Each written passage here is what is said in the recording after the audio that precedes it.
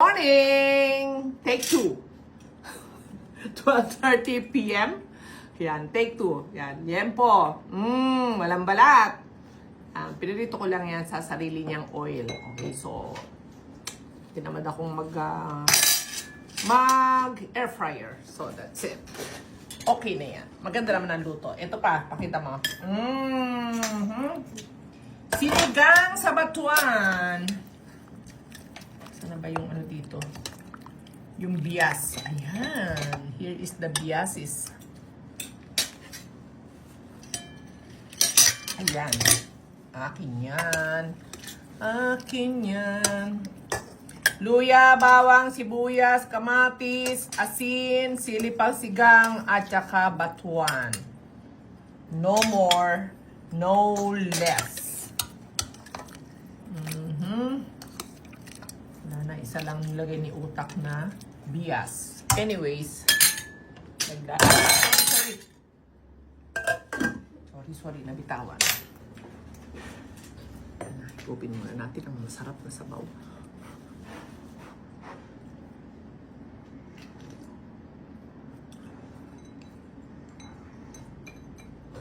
Napakalinamnam. Sobrang sarap.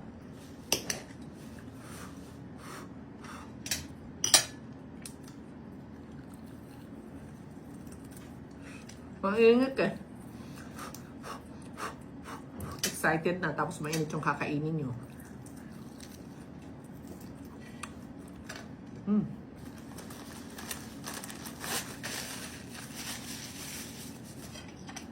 Puro bagong luto kasi. Muusok pareho.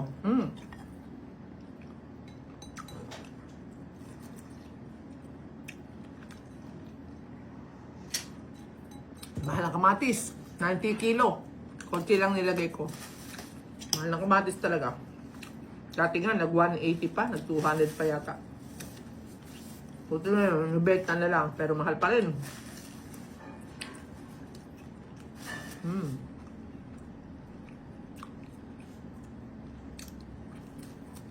Ang sarap lang ng liempo talaga. Napakasarap.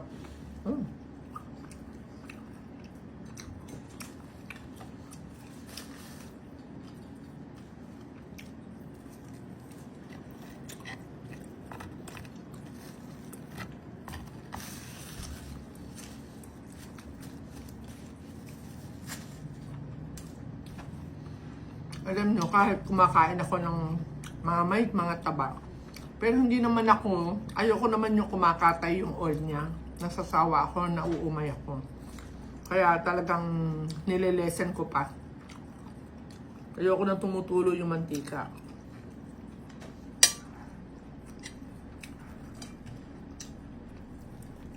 Ito lang ang simpleng almusal namin, o brunch namin, first meal. Liempo lang, at saka yung sinigang na buto-buto.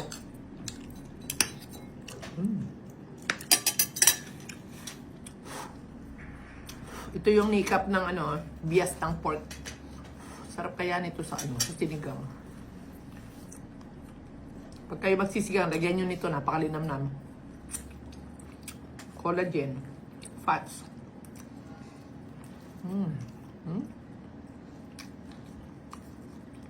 Sarap.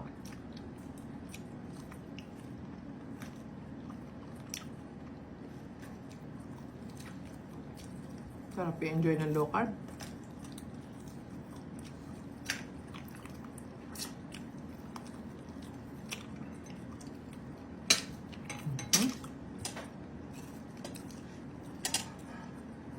So, ito yung bias.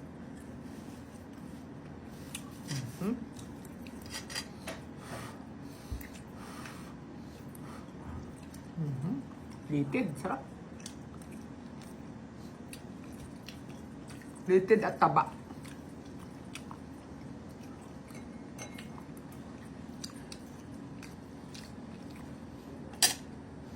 Alam nyo ako, mas gusto ko talaga yung may buto.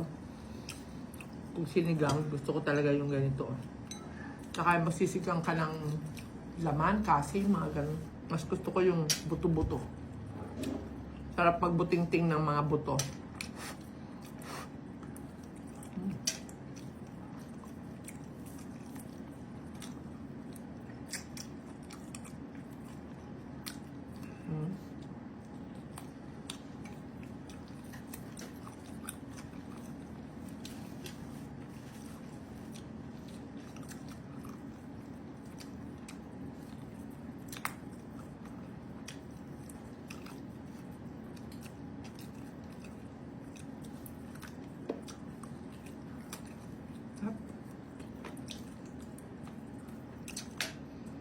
Ito na. Paano lalabas yung utak nito?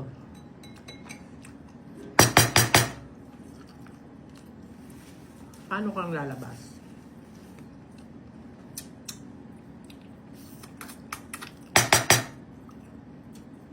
Paano ka nga bang lalabas? Gusto kitang makuha. Yan. Wala akong pansundot.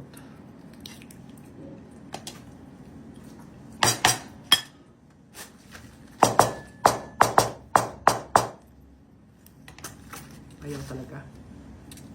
Sige, mamaya. Gagawin kita ng remedyo.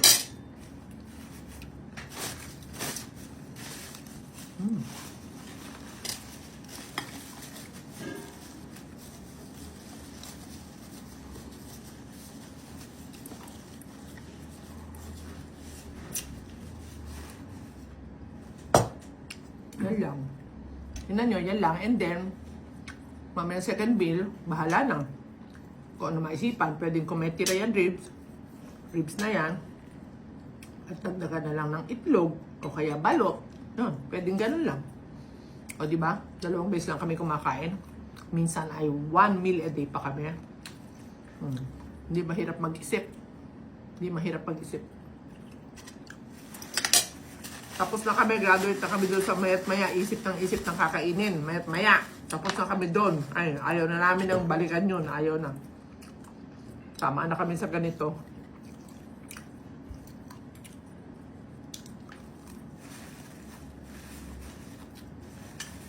Lalo ako masipag eh. Lalo ako maraming nagagawa. Lalong sumipag ang lola nyo. Makabuluhan ang mga pinagkakaabalahan at kinasisipagan. May katuturan. Kasi talagang productive ka na. Tapos parang yung mind ko, nagiging sharp palalo. Nagiging sharp palalo. Daling asa na nga yung ID ko. Joke! Maghahalaman pa kami pagkakain ko. Guardian naman kami. And then, mamaya, lakad na ako. May meeting pa ako. Maya-maya. Pwede pa ako mag-garden ng mga 30 minutes.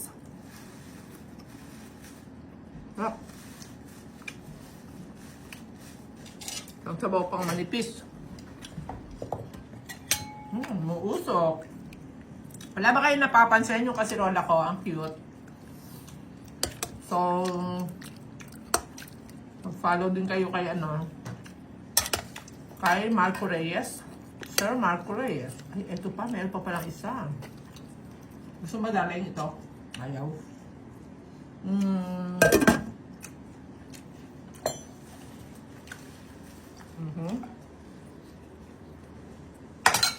Kainin ko pa yan.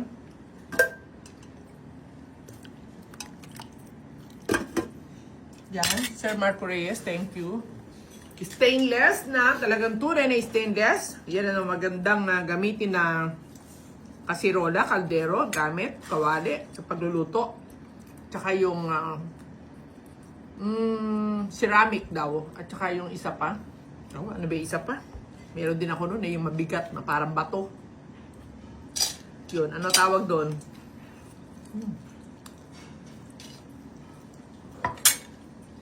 Hanggat maaari, unti-unti ko nang mapalitan yung mga gamit ko sa kitchen. Yan inumpisa ko na. Stainless.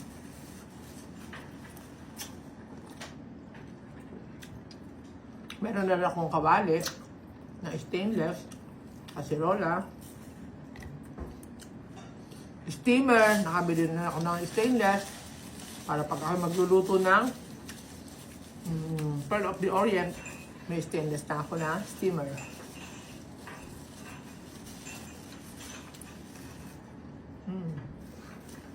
Ang sarap talaga.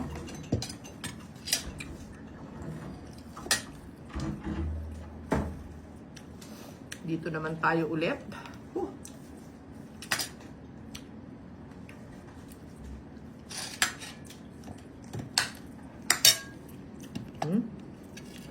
Litid. Taba.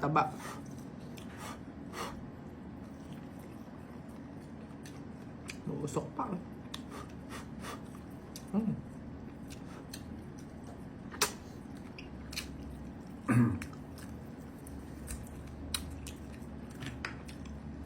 Taba.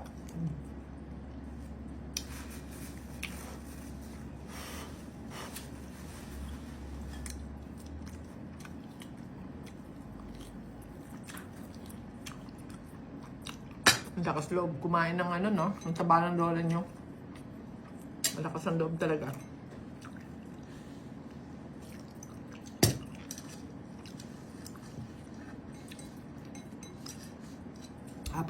Apat na taon na po ako na naka-strict low carb. At maganda po ang naging result sa akin. So tuloy-tuloy lang po ito. Yung mga pagkain ganito, ito na talaga. 4 na taon na po namin kinakain yung ganitong pagkain. Oh, taba, oh.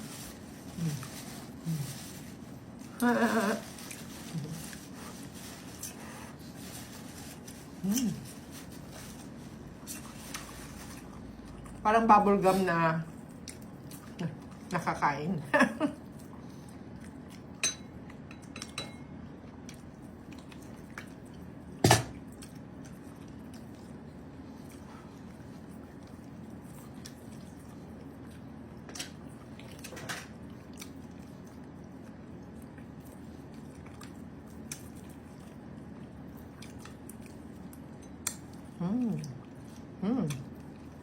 Ayun na. Final answer. Ba, meron pa.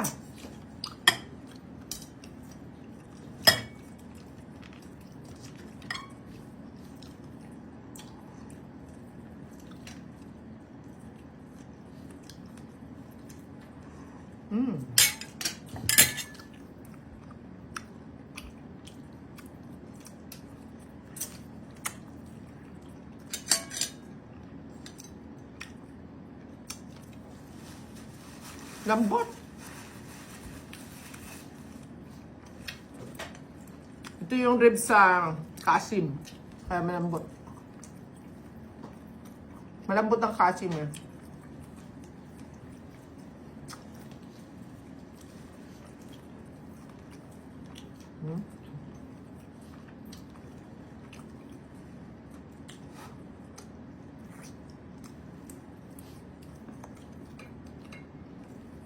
Kumain ka na ba, Roel? Oo. Baka naman tumutulo na laway mo dyan, ha?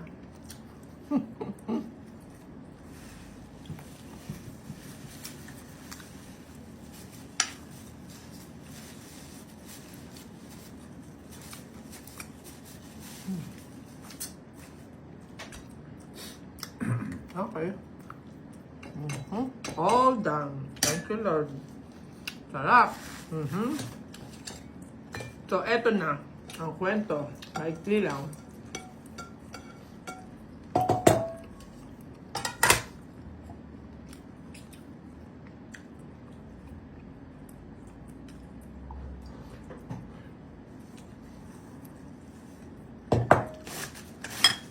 Sa mga nais na mag-low carb at gustong gayahin na agad-agad yung mga nakikita nyong kinakain ko, wait lang. Kasi hindi basta ganun lang kadali na nakita nyo kumain ako ng pata, kumain na rin kayo ng pata, kumain ako ng liempo, kumain din kayo ng liempo. Hindi po, inaaral po ito. Okay? Inaaral po, ha? Baka mamaya, mangyari, ginaya ko si Annie Tins, tapos, ayun, inatake, nasa ospital. Naku po. Ingat po, ha? Hindi ko sinasabing gayahin yung pagkain ko ng walang aral. So, aralin nyo po talaga. Sorry. Aralin nyo po talaga muna. So, sa YouTube ni... sorry ulit. Doc Grace Rohotan, doon po ang napakaraming learnings at doon naman ako natuto talaga. Tapos, plus masterclass pa. Aral po muna. And then, andun yung mga... Baba ang case nyo, diabetes. I-search nyo, Dr. Josephine Grace Rohotan, isunod nyo, diabetes. So, lalabas na yung mga videos niya about diabetes. Kung hypertension, o yun naman ang idugtong nyo. Kung ano man siya, o cancer, o ano man. So, ganun po. At ang dami-dami na. Ngayon, ano yung mga kinakain At ano pa ba yung mga iba pang mga gusto nyo pang marinig na based on experience ko, so andito naman ako. Oo. So yung mga food na kinakain namin daily ni Sidekick, daily as in daily, tutukan nyo. At yan na po talaga. At experience po naman ko ang isinishare ko. Pero kung may mga health issue kayo at lalo na mga naka-insulin, ang suggestion ko po talaga is magpa-guide po muna kayo sa local doctor. Opo, para mas ma-address at lalong mas mabilis na matutunan at mag-guide kayo ng tama at wasto kung anong klaseng paglo-low carb ba ang gagawin ninyo. Opo, ha? Doon naman sa may mga pambayad. Pero, tulad ng sinasabi ko na, what if, anything, wala naman kaming pambayad sa low carb doctor. Kailangan nyo lang pong araling maigi. Huwag muna kayong sumabak agad. Aralin nyo lang po dahil ako naman nag-DIY din naman ako. Diba? Nag-do it yourself. So talagang mag-aral pa lang po talaga. Kaya maging hopeful pa rin tayo. Pwedeng-pwede pa rin na gumaling at pa-reverse po ang ating mga health issue. Opo, ang kailangan lang, aralin po. Ha? Ba't ka ba singhot ng singhot? Oh, singhot na naman. Lalo naman sipon. Singhot na singhot. Oh, kasi singhot. Pati tuloy ako napapasinghot. Oh, yan. Aralin po talaga ha. At syempre, follow, watch, and learn from my experience dito sa Anitings at makakatulong din po ito sa inyo ha, mga beginners. Umasa, syempre kasama ang prayer natin at masunod ng tama ang paglo-low carb, mag-exercise, magpa-araw vitamin D, matulog ng sapat sa gabi at mag-manage ng stress. Okay, lagi lang happy, masaya kapag grateful ang puso nyo, grateful ang puso. Walang dahilan na maging malungkot, walang dahilan na magagalit ka pa o totopaking ka pa. So talagang kapag grateful ang puso, okay? Ibig sabihin, happy heart, grateful heart. Thank you, Lord. Amen. Bye!